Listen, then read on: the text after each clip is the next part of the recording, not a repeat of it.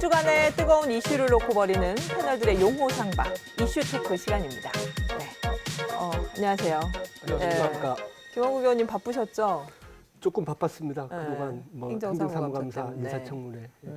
워낙 도의회에서 제일 중요한 행사잖아요. 행정사무감사가. 어찌 보면 의회 일정 중에 가장 바쁜 시기가 지금이 아닌가 싶습니다. 고 기자님도 잘 지내셨어요? 저는 서귀포 살고 있거든요. 네. 그러다 보니까 얼마 전에 이제 벌레가 또 나와가지고 맞다. 또 그래서 이제 모든 가족들의 우려를 불식시키기 위해서 이제 또 수도꼭지를 바꿨거든요. 네. 예, 이게 일주일도 안 돼가지고 하얗던 필터가 지금 갈색으로 지금. 동홍동이세요? 예, 그렇습니다. 저희 뉴스 했는데 그거. 아이고. 네. 저희 집 오셔도 될 뻔했는데. 그러네요. 예. 그래서 이번 주는 행정사무감사에 대한 이야기를 좀 해볼까 해요. 11대 도의회 후반기 원구성된 이후에 첫 행정사무감사였고, 그래서 얘기를 좀 해보려고 하는데, 일단 김 의원님부터 좀 얘기를 해볼까요? 이번 행정사무감사 마무리하시면서 뭐 소감이랄까요? 예. 사실 행정사무감사가 의회의 꽃이고 가장 핵심 우리 의원들의 역할이지만 이번 행정사무감사는 참 시기적으로도 그렇고 좀 여러 가지 여건이 안 좋았습니다. 왜 이 말씀을 드리냐면 저희가 7월 달에 상임위가 바뀌고요. 그리고 9월 달에 업무 보고를 받았고요. 한 달 만에 행정사무감사를 하려고 하니까 여러 가지 뭐 제약들이 많아서 이번 행정사무감사는 이따 우리 고재일 기자님 얘기하겠지만 조금 이제 동력이 떨어진 그런 평가를 할 것 같습니다. 고 기자님이 내가 그런 얘기를 할 줄 알았어. 뭐 이런 표정으로 끄덕거리면서 했는데. 예상하고 있었습니다. 네. 인상평 어떠세요? 네. 글쎄요, 뭐 이제 뭐 상임위가 바뀌고 나서의 첫 감사라는 거, 물론 그런 시기적 한계 어떤 이런 것도 분명히 인정을 해야겠습니다만은 사실 일단은 이제 도민의 한 사람으로서 평가를 하는 입장에서 정말 냉철하게 얘기를 하자면 현안 실종됐고 코로나 실종됐고 그리고 지문미 도민들을 지켜주지 못해서 미안해 행감이 아닐까 싶네요. 그러니까 사실 초선의 팩이라든가 아니면 재선 다선의 노련함이라도 이게 행정사무감사에 좀 녹아 있어야 하는 게 저는 맞다고 보는데 팩이도 없고 노련함도 없고 뭐 물론 여러 요인이 있겠습니다만 결과적으로 아니하는 이만 못한 행감? 세게 얘기한 겁니다. 이건 세게 한 거고 이따 약하게 얘기하겠습니다. 그래서 사실 저희 보면은 우리 행정사무감사 시작하기 바로 하루 전에 일간지 보면은 이번 행정사무감사 이렇게 준비하겠습니다. 뭐 도민들의 시선에서 보겠다. 뭐 정책 대한 감사를 하겠다. 뭐 여러 얘기가 나오는데 결국은 이게 또 허위 과장 기사가 아니었나. 인터뷰가 아니었나. 혹시 우리 고 기자님 의원님들하고 별로 안 친하세요? 친하지 않습니까? 오늘 말씀하시는 건 굉장히 안 친한 발언인데. 초반부터 너무 힘 빼지 마시고 얘기를 시작을 해보죠. 아까 뭐 코로나 실종 이 얘기 하셨는데 사실은 이게 워낙 지금 최대 현안이 코로나이다 보니까 이번 행정사무감사는 거의 코로나와 관련된 이슈들이 줄을 이룰 거라고 생각을 했어요. 그래서 일단 이번 행정사무감사에서 이제 뭐 코로나에 대응은 잘 하고 있는지 아니면 그와 관련된 어떤 대비책 이런 것들은 잘 마련됐는지 뭐 이런 얘기들이 좀 오가는 부분들 다시 한번 좀 짚어보는 걸로 하죠.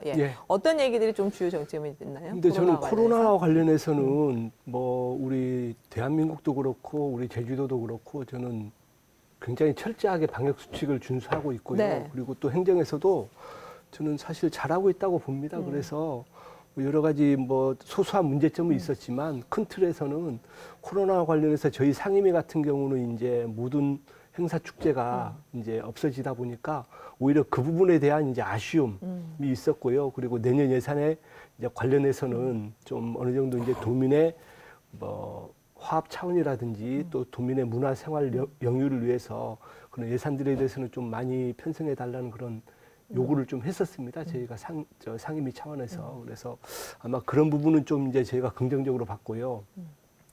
단지 아쉬운 점은 이제 그 출자 출연 기관에 대한 저희 상임위 같은 경우도 이제 제주 관광공사 같은 경우에 여러 가지 총체적인 문제점이 있어서 그 부분에 대한 부분은 이제 저희가 좀 많이 지적을 했고 또 내년은 좀 개선하겠다는 얘기를 좀 들었습니다. 하나씩 얘기를 좀 해보죠. 코로나 관련돼서 좀 어떤 쟁점들이 사실 저는 그 생각을 한 게 저는 이번 행감을 보면서 사실 코로나 행감이 될 것이다라고 뭐 모두들 그렇게 예측을 하셨고 뭐 심지어 의회에서도 코로나에 굉장히 방점을 찍어가지고 이렇게 홍보를 많이 하셨어요. 근데 좀 보면서 과연 이게 코로나가 우리 과연 얼마나 얘기가 됐고 뭐에 대해서 좀 다뤄진 게 있는가 좀 의문스럽긴 한데 사실 이제 좀 약간 비유를 하자면 그렇습니다. 이게 우리가 태풍이 북상하게 되면은 저희가 이제 뭐 이제 우리 김 국장님 계시지만 이제 뉴스들이 이제 특보 체제로 이제 가동이 그쵸. 되지 않습니까? 뭐 이 태풍의 진로는 어떤지, 얘가 크기는 얼마 정도고, 피해 규모는 어떻게 되고, 이 전반적인 거를 다 이렇게 좀 이렇게 정리를 해가지고 보도를 하는 측면이 있는데 사실 코로나라는 전대미문의 태풍이 지금 북상하고 있는데 과연 의회가 방역 수칙에 대해서 잘하고 있는지 그리고 뭐 행사에 대해서 뭐 이렇게 뭐 어떻게 내년엔 가능한지 이 정도만 물었다는 건 너무 이거는 1차원적인 질의가 아니었나 싶습니다. 그러니까 사실 뭐 물론 이제 방역이라든가 어떤 경제 요거 관련해 가지고 국가가 큰 틀에서 기준을 잡겠지만 그래도 제주도 역시 제주도의 특성과 어떤 제주도의 환경에 맞는 코로나 대책을 세웠어야 됐지 않나 싶어요. 그래서 당장 도민들은 내일 코로나 때문에 어떻게 될지, 다음 주 어떻게 될지, 뭐 내년에 어떻게 될지 좀 궁금한 상황인데 사실 제주도가 행정이 무엇을 어떻게 언제 코로나와 관련된 대책을 준비하고 진행하고 있는지를 따지고 안 돼 있으면 이걸 요구를 했어야 하는 그런 상황인데 뭐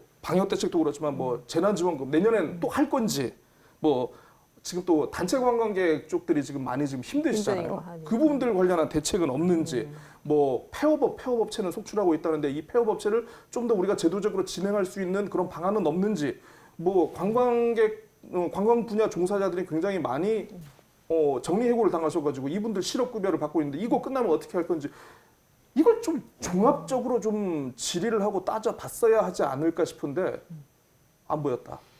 없었나요? 좀 예, 해명을. 그 부분은 저희 상임위 같은 경우는 아까 말씀하신 대로 여러 가지 문화 예술 관련된 분들이 이제 어려움 그리고 축제에 대한 부분들이 있었는데 사실 그 부분에 대해서는 정부도 그렇고 지금 지방자치단체도 정해진 게 없습니다. 왜냐하면 이게 코로나 확산이 지금 어떻게 될지 모르기 때문에 단 저희가 이제 우려하는 부분은 아까 우리 구재일 기자님 말씀하신 대로 코로나와 관련해서 굉장히 어려워진 이제 우리 영세 사업자라든지 그 관광업계 종사하시는 분을 포함한 여러 가지 부분에 대해서는 아마 도에서도 고민을 하고 있을 것 같고요. 특히 그 예산과 관련해서는 아마 내년에는 제가 보기에 그 지원금 자체는 사실 어렵지 않나 보는 게 그 뭐 올해도 그렇고 내년도 그렇고 지금 지방채 발행이 굉장히 많은 금액이 소요가 됩니다. 올해 같은 경우도 이제 1,000억 가까이 이제 재난지원금으로 이제 도에서 집행을 했는데 아마 내년에는 제가 보기에는 쉽지는 않을 것 같고요. 그 대신 뭐 상태가 뭐 악화된다고 하면 또다시 고민해 볼 문제지만 어쨌든 내년 제주도의 재정 여건상 여러 가지 지원한다는 부분은 힘들 것 같고 그 대신 이제 아까 말씀하신 대로 뭐 어려운 분들에 대한 이제 간접적인 지원은 아마 고려하고 있을 거라고 저는 생각합니다. 그런 부분 관련해서 의회에서 뭔가 그 집행부 쪽에다가 요구를 한 부분들은 없나요? 구체적으로? 뭐 전체적으로 봤을 때는 아마 그 행자위라든지 농수축경제위원회에서 그런 부분들을 제가 질의한 걸로 알고 있고요. 다만 이제 구재일 기자님이 말씀하신 포괄적인 부분에서는 좀 저도 미흡했다고 봅니다. 그래서 그런 부분들은 어차피 이제 다음 달에 내년 예산이 편성이 됩니다. 그때 우리 의회에서가 뭐 증액을 한다든지 감액을 하는 그런 조치가 취해지기 때문에 저는 아마 뭐 다음 달에 있는 예산 심의 때 좋은 말씀 해주시면 저도 적극적으로 반영하도록 하겠습니다. 아니 근데 행감 때 못한 얘기 예산 심의 때. 예산 심의 때 하신다고 하니까 그 저희가 전에 한번 그 드림타워 카지노 얘기를 한번 한 적이 있잖아요. 그때 이제 방송 끝나시고 그 얘기를 하셨어요. 저 카지노 환경 영향 평가 저 기준을 좀 바꿔야 돼. 하면서 방송 끝나고 나 이거 저 이번에 저 행정사무감사 때 나 이거 꼭 물어보자 그 얘기를 하셨거든요. 물어보셨죠? 좀 이따 제가 말씀드리겠는데요. 어쨌든 그때 결과를 제가 뭐 저 역시도 그 상임위에 있기 때문에 뭐 조례 개정하는 걸로 제가 입법 추진을 하기로 했습니다. 그렇군요. 축하드립니다. 알았습니다. 뭐 지금 이 자리가 제가 뭐 김한국 의원님이 의회를 대표해서 뭔가 공격을 하기 위해서 한 자리는 아니고 저는 굉장히 편안합니다.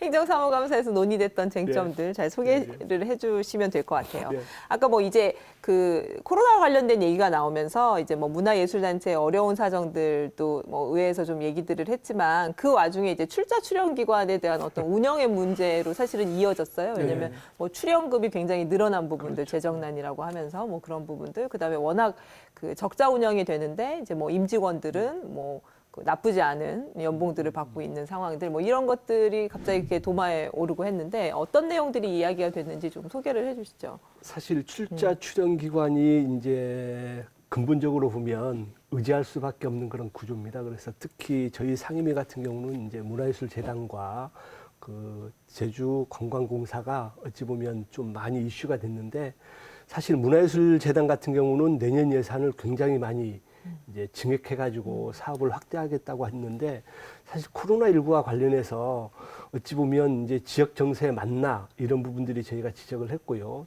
특히 또 제주관광공사 같은 경우는 총체적인 난국이다. 조직의 문제, 그리고 그 경영의 문제, 그리고 재정의 문제.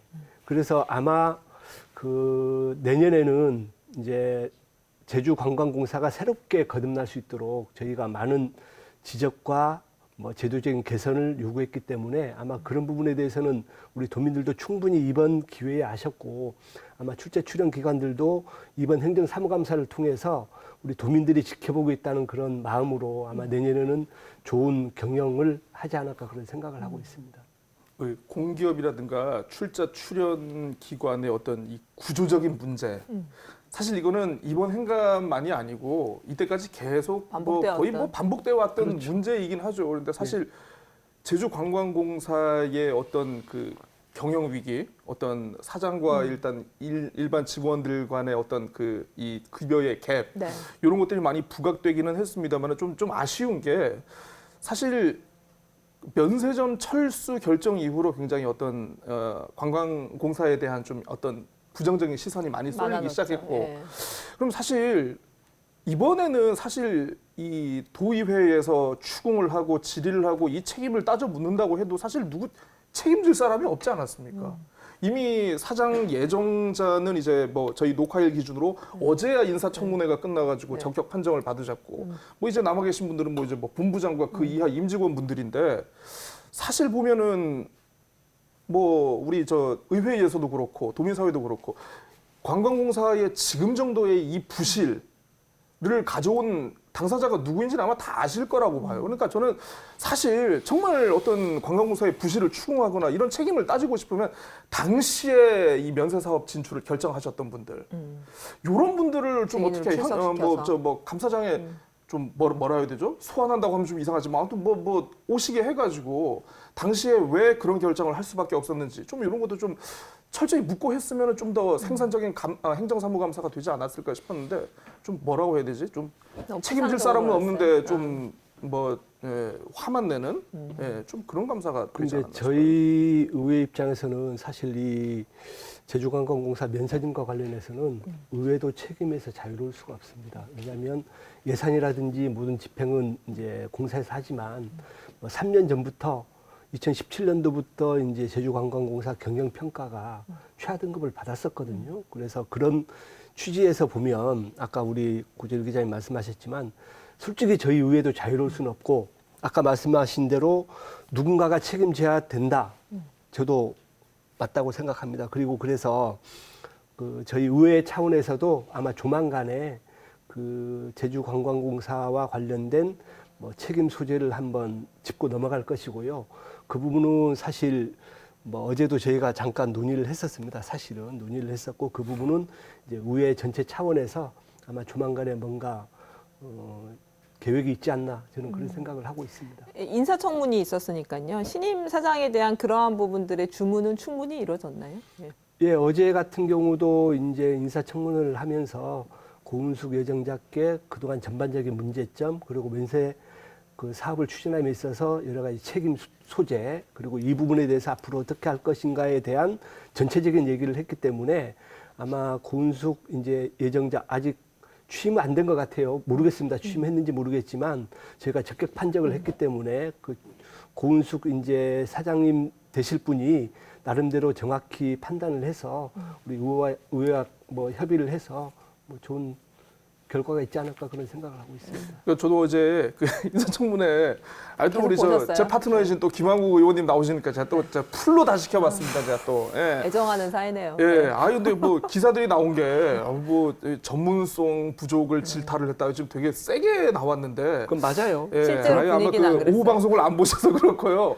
오후에는 정말 분위기가 좋더라고요. 카메라가 다 빠지니까. 그렇죠, 그렇죠. 이 언론이 빠지니까. 예. 분위기 좋게 보였습니까? 아주 좋았습니다. 그러니까 저희는 엄청 힘들었는데. 저는 제가 지금까지 봤을 때 아마 인사청문회 중에 이렇게 달달한 아니 인사청문회가 왜 이러세요? 있었나. 갑자기? 예, 저희 인사청문회 그렇게 아주 좋았습니다. 만만하지 않습니다. 굉장히 인사청문회 아니 모처럼 만만하지 인사청문 위원분들하고 네. 그 인사청문 대상자하고 굉장히 어떤 뜻이라든가 관광공사가 지향해야 할 어떤 방향, 문제의식 문제의식. 이런 거에 대해서 굉장히 공감을 많이 하시고 제가 봤을 때는 굉장히 좋았어요. 아니 근데 달달했어요. 분위기 좋다고 말씀하셨는데 저희가 분위기 좋다는 거는 사실 반은 인정합니다. 하지만 이게 상대성이거든요.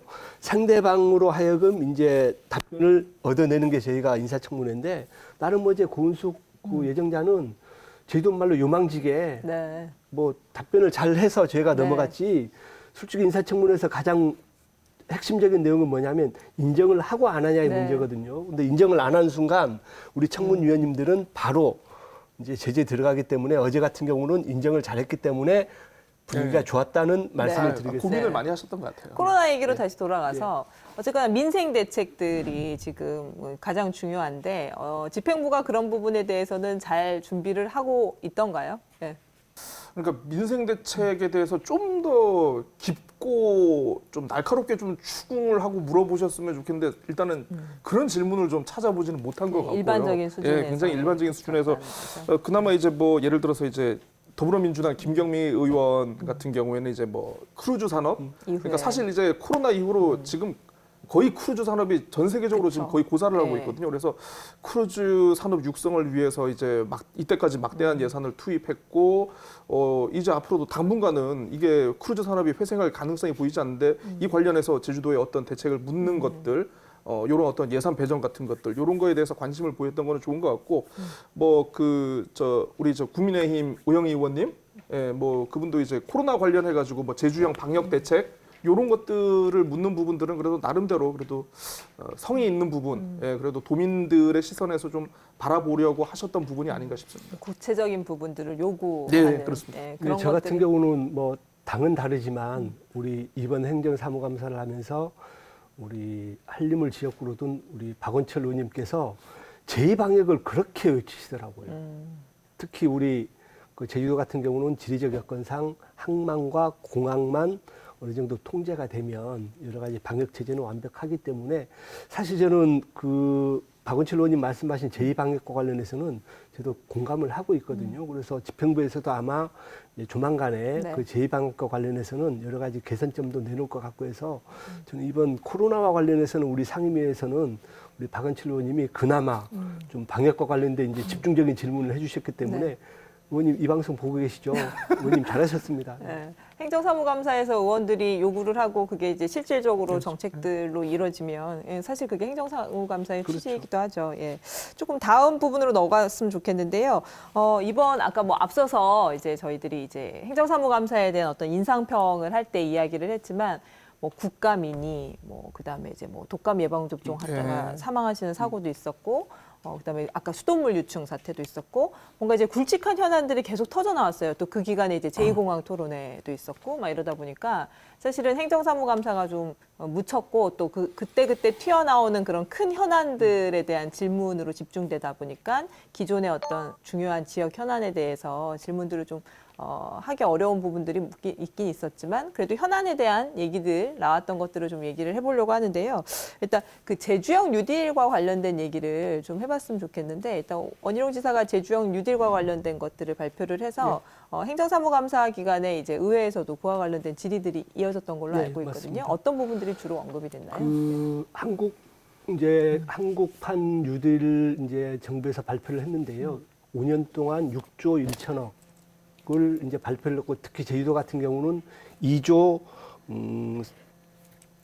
2천억, 정확히 2조 2천억입니다. 그래서 그 분야가 그린 뉴딜, 디지털 뉴딜, 그리고 안전망 구축에 해서 가장 중요한 부분은 뭐냐면 이게 국비 매칭 사업이다 보니까 과연 그 재정적인 소요를 어떻게 감당할 것인지에 대한 그런 여러 가지 집중적인 논의도 있었고요. 특히 또 저희 상임위 같은 경우는 그 2조 2천억이라는 그 예산에 대비해서 우리 문화예술, 체육, 관광에 관련된 부분들이 굉장히 미진했던 것 같습니다. 그래서 저는 이 초안을 잡았을 때 과연 그 적정한 분배가 됐었나 하는 부분에 대해서 집중적인 질의를 했고요. 아마 그 특히 재정적인 부분, 소요되는 예산에 대한 부분은 아마 지방채를 발행한다든지 여러 가지 어려움이 있기 때문에 저는 이 계획에 있어서 보다 이제 논의가 돼야 된다고 보고요. 또 집행부에서도 이제 세부적인 계획은 우리 요야 협의하면서 하겠다는 말씀을 하셨습니다. 예. 아까 이제 이슈 얘기를 많이 하셔가지고 그 부분에 대해서 잠깐만 좀 얘기를 하는데 예. 일단은 제 기본적인 생각은 그렇습니다. 나훈아 정도의 대가는 BTS가 앨범 냈을 때 내가 노래 발표를 한 걸 탓하진 않아요. 예. 뭐냐면 도입회 정도면은 이슈가 많다고 해가지고 우리가 이슈에 묻혔다. 그러니까 이거를 이제 그 언론에서 평가를 하는 부분하고 의회가 스스로 얘기를 하는 부분하고는 이거 좀 약간 구분을 둬야 되지 않을까 싶고. 물 자주 마시는데요. 네, 유단이 김 의원님. 합니다. 네. 제주형 뉴딜 같은 경우에 그 지금 말씀해 주셨는데 저도 진짜 관심 있게 지켜봤습니다. 이게 뭐 다들 아시겠지만 아까 뭐 6조, 6조가 투입되고 이게 뭐 일자리 4만 개, 뭐 2025년까지 뭐 하는 건데 사실 예산도 분명히 중요한 부분인 것 같습니다. 뭐 국비 매칭을 어떻게 할 것인가, 예산 확보를 어떻게 할 것인가를 분명히 실현 가능성을 분명히 점검하는 차원에서는 물어보고 확인을 해야 될 이슈이긴 하죠. 근데 도민들의 입장에서는 과연 좀 이게 부족했던 게 제주형 뉴딜이 도대체 뭐지? 그린 뉴딜을 한다는데 그린 뉴딜은 뭐고 디지털 뉴딜은 또 뭐라? 그러니까 사실 그 부분에 대해서 조금 더 의회에서 도민들을 대신해서 좀 물어봐 주셨어야 하지 않을까. 아니 내연기관 차량을 2030년 이후부터는 몬딱 없앴긴 하는데 그러면 지금 주유소들, 정비업체들 그 관련된 산업들은 어떤할 거라라는 대책도 물어보셨어야 되고 또 그 뭐죠? 전력 거래 완전 자유화? 이거 지금 현행법으로 안 된다고 하더라고요. 이게. 그러면 이거 법을 어떻게 개정할 건지 어떤 집행부의 단계별 로드맵이라든가 이런 것들을 구체적으로 확인하고 도민들의 삶이 어떻게 달라질지를 좀 그래도 의회가 밑그림 정도는 그려주셨어야 하지 않은가 싶은데 예측하고 제 생각이 검증했어야 잘못됐나요? 된다. 아닙니다. 네. 제가 지금 참 안타까운 게 제가 그쪽 상임이었으면 제가 이제 뭐 할 말이 있는데 솔직히 그쪽 분야는 이제 아까 전력거래소라든지 그 전기자동차 같은 경우는 저희 상임위가 아니라서 저도 똑같은 생각을 하고 있는데 글쎄요. 제가 물어본 게 아니라서 제가 답변할 수는 없는데 이건 뭐 문광희 소속 의원으로 나와 계신 건 아니니까. 아니 근데 제가 이제 얘기를 하실 말씀드리고 수 싶은 있죠. 건 뭐냐면 지금 현재 그러니까 그린 뉴딜, 디지털 뉴딜 그리고 안전망 구축이라는 게 말 그대로 녹색 성장과 관련된 청정 제주를 하겠다는 게 이제 지사의 그 어찌 보면 계획이거든요. 그러면 지금 현재는 정해진 게 없습니다. 이렇게 해서 사업 계획을 발표할 시점 되면 제가 아까 고재일 기자님 말씀하신 내용을 명심해서 네. 이제 브리핑하고 또 우리 의회 차원에서도 세부적인 내용을 앞으로 논의를 하도록 하겠습니다. 근데 사실 의회에서도 이게 좀 한계가 있는 게 그러니까 제주형 뉴딜이라든가 최근에 또 이제 그 드론 산업 굉장히 지금 역점적으로 좀 추진하고 있지 않습니까? 이거를 이제 관할하는 상임위원회가 이제 농수축경제위원회인데 사실 뭐 의원님들 되게 열심히 하시고 관심 많이 가지고 들여다보고 계시지만은 사실 우리 지금 상임위에 계신 의원님들의 전문성이 사실 그렇게 따져 묻고 이렇게 할 정도로 굉장히 높으신 수준은 아니신 것 같아요. 그럼 뭐냐면 이 의분들이 어떤 이 정책을 점검하고 들여다보고 체크를 할 수 있도록 그 좀 지원하고 서포트 하시는 분들이 좀 그런 분들이 좀 많아야 되는데 그런 전문위원을 또 뺏기셨죠, 또 도청에. 네, 그래서 맞습니다. 뺏긴 건 아니고요. 의회에서도 좀 약간 어떤 도정이 추진하고자 하는 방향과 이 지향점에 맞춰가지고 좀 전문적으로 좀 견제하고 들여다볼 수 있도록 좀 인력 확보라든가 좀 이런 어떤 그런 것들 좀 많이 필요할 것 같습니다. 사실 저희 의회 구조가 각 상임위별로 이제 정책연구원이 있고요, 또 전문위원이 있는데 사실 아까 말씀하신 농수축 경제위원회 중에 저희 이제 이 부분은 의회에서도 논의가 됐던 부분인데 이 상임위 조정을 좀 해야 된다는 분야 중에 하나가 경제 파트입니다. 디지털 파트하고 왜냐하면 1차 산업하고 4차 산업하고는 엄연히 이제 많이 다르기 때문에 다른데 이게 어찌 보면 농수축 경제위원회가 1차 산업 위주로 가다 보니 어찌 보면 제주의 앞으로 먹거리 산업은 4차 산업입니다. 말씀하신 대로 전기와 관련된 전기자동차 그리고 여러 가지 핵심적인 프로젝트가 4차 산업인데 그 분야에 대한 전문성이 있는 분들이 아직 약한 건 사실입니다. 하지만 이런 부분들 저희 의회에서 알고 있기 때문에 아마 조만간에 또 저희가 채용을 할 겁니다. 전문성을 확보하기 위해서라도 상임위원회를 조금 뭐 분리를 한다거나 이런 그 필요성에 계획은 지금 대해서 논의 중에 논의를 있고요. 한다는 얘기죠. 예, 논의 중에 있고 지금 당장은 아니지만 이 부분은 저희 의회에서도 엄연히 인지를 하고 있기 때문에 아마 좀 아쉽지만 전문성 저희가 키우도록 하겠습니다. 열일하십니다, 의원님께서. 네? 이어서요. 아까 뭐 고 기자님 얘기하셨지만 워낙 굵직한 갑자기 뭐 튀어나오는 현안들이 있다 보니까 기존의 현안들에 대해서 질의를 못하고 다루지 못한 부분들이 있는데 그런 것들 중에 그래도 이거는 했어야 되는데 이번 행갑 때 이런 건 없었다라든지 아니면 다뤄진 내용 중에 뭐 이 부분은 좀 유의미했다라든지 그런 것들이 좀 있으신가요? 네. 그러니까 저는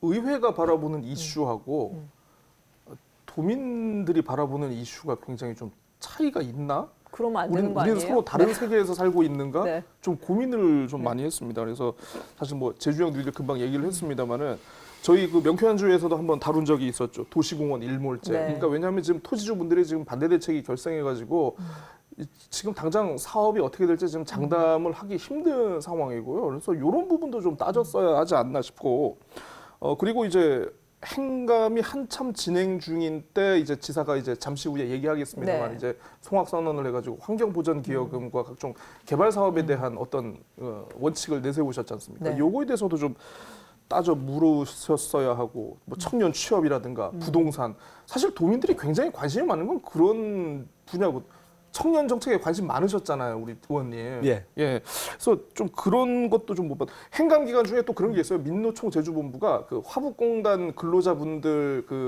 10명 가운데 4명 정도가 법정 수당을 못 받는다라고 한번 이렇게 네. 좀 의견도 내시고 있는데 그럼 그런 거에 대해서도 좀 이렇게 따져 묻고 그때 즉시 현안에 대해서 했었는데 좀 어떻게 뜨거운 내용은 참 피해가고 그냥 밋밋하고 그냥 뜨뜻한 온탕에서만 계셨는지 또. 좀 반격을 하세요. 그래도 되게 유의미한 이런 것들은 우리가 제대로 지적했어. 뭐 없으세요? 아니 근데 오늘은 저에 대한 청문회 같아서 제가 몸둘 바를 모르겠는데 사실 저는 그런 생각합니다. 의회의 역할이 네. 물론 비판도 받아야 되지만 또 잘한 부분은 잘하는 거거든요. 그래서 약간 현안 다룬 것 중에 그래도 뭐 이런 것들은 우리가 좀 시의적절하게 짚었다. 뭐 예를 들면 우리 행정자치위원회 같은 경우는 뭐 행정시장 직선제라든지 또 이제 그 직선제가 정부의 반대로 안 된다고 했을 때 우리 도에서 할 수 있는 행정구역 개편이라든지 이런 부분을 논의하고 TF팀을 만들었다는 맞아요. 부분은 네. 좀 진취적으로 보고요. 네, 행정체제 개편에 대한 이야기들을 그쵸. 해서 어찌 TF 보면- 의견 수렴을 위한 TF까지 구성하겠다는 예, 집행부의 밑그림을 답변을 그렸거든요. 예, 그래서 그런 풀어냈죠. 부분들도 좀 말씀해 주시고요. 그리고 저 같은 경우는 이제 지난번에도 제가 이 자리에서 말씀드렸지만 카지노 산업 영향 평가와 관련해서 아까 칭찬해 주셔서 고맙습니다. 저는 사실 그 부분은 맞다고 봐요. 지금 앞으로도 그 카지노 산업 자체가 제주도에 막대한 영향을 끼치기 때문에 이번 조례 개정을 통해서 뭐 일률적인 그 평가 항목을 좀 여러 가지 여건에 따라 가지고 네. 하겠다는 그런 얘기했고요. 또 하나는 그 원도심 같은 경우에 여러 가지 공동화가 많이 진행이 돼 있습니다. 그래서 제가 제주시를 방문했을 때 그런 얘기를 했습니다. 원도심을 어떻게 살릴 것인가? 뭐 안동호 시장님께서는 뭐 여러 가지 공적 기관을 유입해서 하겠다고 하는데 쉽지 않거든요. 그래서 저는 네. 그런 부분에 대해서는 사실 작은 것부터 우리 차고지 증명제 있잖아요. 이런 부분이라든지 또 공영주차장에 원도심 지역 주민들은 어느 정도 좀 혜택을 볼 수 있는 그런 정책적인 제안을 했고요. 또 하나는 네. 그 제주도도 마찬가지고 가로수 정책이 중구난방입니다. 그래서 가로수 정책도 뭐 중장기 계획을 잡아서 하나는 제안을 했다는 네, 저 스스로 피아를 좀 했습니다. 네, 알겠습니다. 이 행정사무감사 때 또 다른 좀 되게 상임위를 막론하고 그 관심이 있었던 게 원지사의 대권 후보였던 예. 것 같아요. 그와 관련된 그 여러 가지 질의들이 계속 파생돼서 계속 나왔죠. 그 얘기를 좀 해봤으면 좋겠는데요. 네. 그 분위기는 어땠나요? 뭐 그 마포 포럼 가가지고 이제 대권 사실 구체적인 선언을 했는데 그와 관련해 가지고 뭐 질의도 많고 뭐 했었는데 전체적인 뭐 의회에서의 분위기라든지 그런 부분 좀 전해주시죠. 예. 그 마포 포럼이라는 게 사실 어찌 보면 정치 정책을 이제 아울릴 수 있는 포럼인데 사실 10월 15일 날 원지사가 마포 포럼에서 대선 어찌 보면 뭐 선언까지는 아니지만 어쨌든 대선 출마 의지를 표명하셨거든요. 네. 그리고 일주일 단위로 우리 야권의 대선 후보들이 계속 이제 포럼에서 강연을 했었습니다. 그 내용을 보면 원지사가 했고요. 20일 날 오세훈 시장이 했고 또 조만간에 또 김태호 전 경남지사가 할 거고요. 또 다음 달에는 안철수, 유승민 그 대표가 할 예정이라서 저는 그 마포 포럼이라는 그 자체는 순수한 이제 대한민국을 걱정하는 그런 그 포럼인데 단 여기서 이제 원지사께서 말씀하신 그 여러 가지 뭐 출장의 문제 그리고 거기서 관용차 이용하고 그렇죠. 관용차를 이용했던 부분에 대해서는 아마 서울본부에서도 그 방송을 통해서 충분히 인지했기 때문에 아마 그런 부분은 개선해야 되고 또 할 것이라고 보고 저는 이런 부분에 대해서 원희룡 지사께 뭐 여러 가지 비판도 있지만 저는 긍정적인 측면이 있는 게 알릴 수 있는 그런 채널이 별로 많지 않거든요. 그래서 저는 마포 포럼에 대해서는 이제 비난하시겠죠. 하는데 저는 긍정적으로 봅니다. 예. 아니 휴가 네. 내고 본인은 가신 휴가예요. 거잖아요. 예, 휴가 본인은 내서 휴가예요. 갔는데 이제 뭐 예. 관용차 쓰고 그렇지. 이제 그 부분은 좀 서울본부 아쉬운 직원들이 부분이죠. 뭐 수행하고 이런 부분이 사실은 예. 도마에 올랐던 건데 예. 거기 가서 이제 대권 도전을 하느냐 마느냐 어떤 가치 판단적인 문제 이전에 예. 어떻게 보셨어요? 그런 부분에 대한 시점? 2014년 7월 2일에 그 지사께서 이제 처음 당선되시고 의회에 그때 이제 개원할 때 그때 그 축사를 하셨는데 혹시 기억하십니까? 어떤 얘기를 했는지? 힌트 좀 주세요. 예, 의회주의자라고 하셨거든요. 네, 맞습니다. 본인 의회주의자다. 기억이 나네요. 예, 네. 그래서 의회를 존중하고 의회와 협력을 해가지고 도정을 잘 이끌도록 하겠다라고 얘기를 했는데 참 어떻게 보면 이번 행정사무감사 뭐 이렇게 뭐 박하게 평가하는 부분에 대해서 뭐 물론 같은 생각을 하지 않는 분들도 분명히 계실 겁니다. 그런데 의회주의자의 반의회주의적 행태가 그대로 나온 게 아닌가 싶은데요. 저는 그렇게 생각 안 그러니까 합니다. 물론 그 마포 포럼이라는 그 특성상 뭐 이제 뭐 이게 본인의 차례가 와서 이게 뭐 어쩔 수 없이 그런 얘기를 네. 했을지는 모르겠으나 사실 행정사무감사가 열리고 있고 이제 행정사무감사 끝나면 이제 도정 질문에 이제 그 예산 심의가 들어가지 않습니까?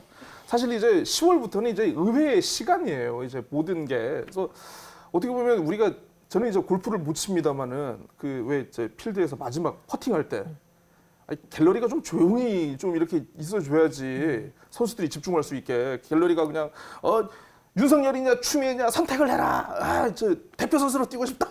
자꾸 이렇게 얘기를 해버리면 선수가 집중을 못 하잖아요. 좀 약간 이런 부분에서 좀 뭐라고 해야 되지? 좀 약간 겸양의 미덕을 좀 더 쌓으셔야 하지 않나. 네, 이런 생각이 드네요. 오늘 고 기자님 비유가 굉장히 화려하네요. 네. 네. 저는 뭐 아까 얘기했지만 여러 가지 좀 행정에서 지원한 부분은 잘못됐다고 보는데 사실 그 행정사무감사가 원희룡 지사를 상대로 해서 만약에 했다고 하면 그게 부적절했을 수도 있습니다.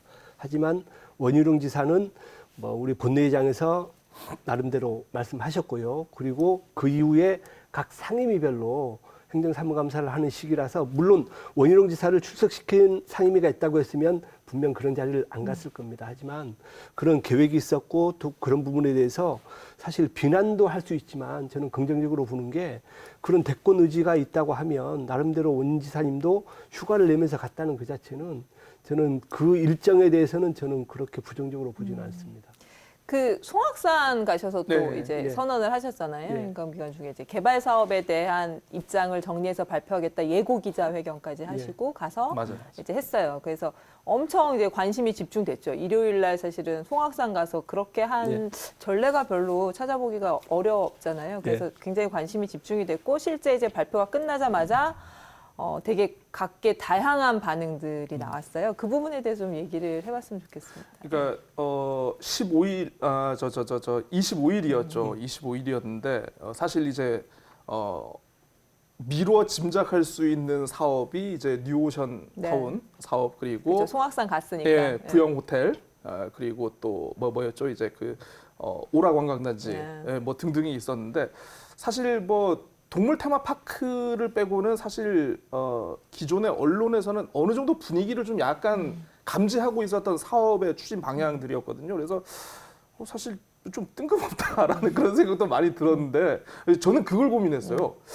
왜 저걸 송악에서 했을까?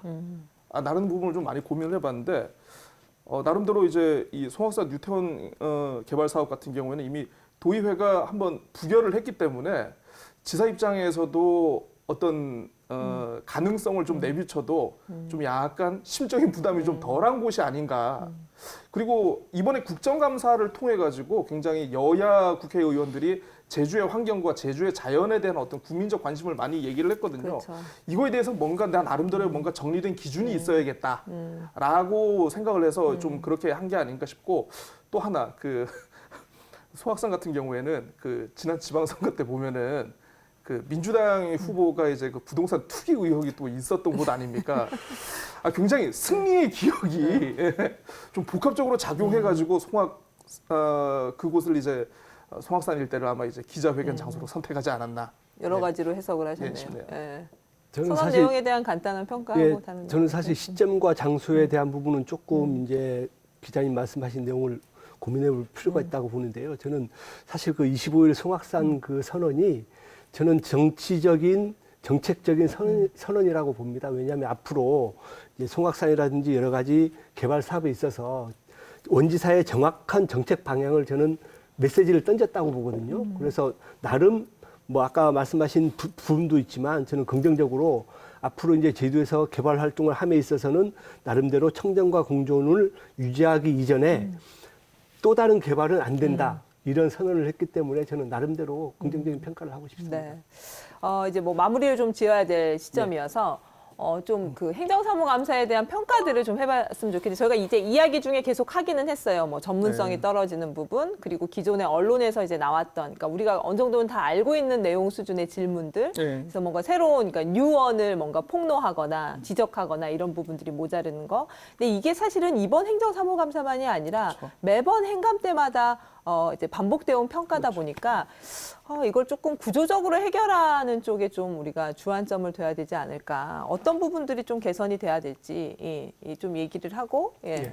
행정사무감사는 어찌 보면 이제 집행부를 견제하고 미비한 부분을 이제 개선하는 그런 아주 중요한 절차입니다.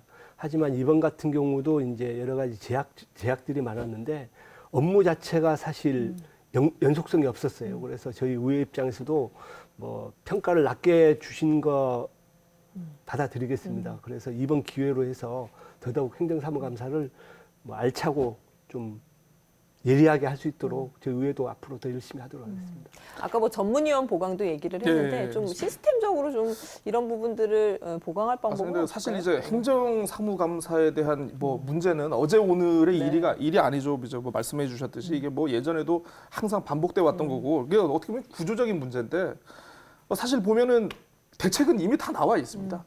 차라리 이럴 거면 복수 상임위원회를 해가지고 본인이 전문성이 있는 상임위원회와 그리고 이제 또 따로 이제 임의로 배정되는 상임위를 동시에 운영을 해가지고 좀 전문성을 좀 키우자라는 그런 내용도 있었고 또 뭐 행정사무감사를 딱 10월에 하지 말고 상시적으로 할 수 있게끔 왜냐하면 이제 이 견제해야 될 기관들이 네. 워낙 많다 보니까 그런 네. 것도 있고 전문 인력도 좀 많이 있는데 좀 저는 좀 그 생각이 드는 게.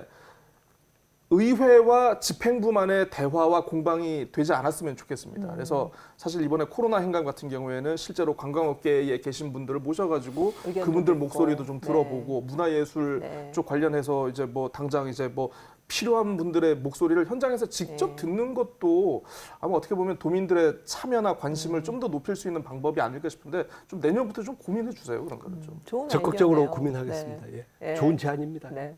오늘은 저희가 이제 깨톡으로 마무리를 예. 했었잖아요. 깨놓고 읽지 마는 톡. 근데 오늘은 대신 행정사무감사 기간에 좀 MVP. 좋습니다. 이번에 이 의원 예. 정말 잘했다. 그런 거 한 분씩 선정해가지고 이유 설명하는 걸로 마무리를 좀 할까요? 김한국 예. 의원님부터 예. 한번 해볼까요? 네.